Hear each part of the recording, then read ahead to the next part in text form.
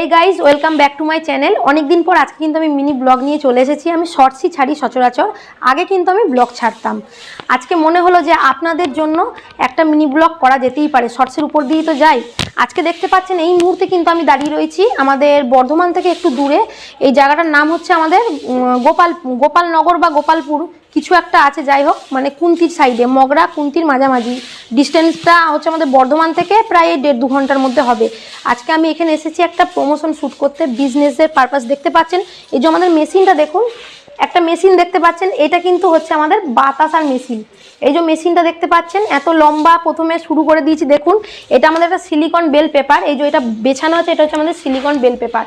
আর এই মেশিনটা কিন্তু ভালোই লম্বা আছে, এটা হচ্ছে 22 ফুটের একটা মেশিন।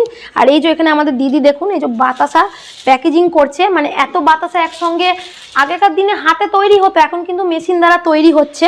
এই বাতাসাগুলো এই যে 1 কেজির করে এখানে প্যাকেট এরকম করা হচ্ছে, তারপরে কিন্তু দোকানে দোকানে দেওয়া হবে। তাই মেশিনটা আমার এতটাই ভালো লাগলো, ভাবলাম একটা আমি ভিডিও করতেই পারি। আর এই সমস্ত ভিডিওই কিন্তু আমি করে থাকি।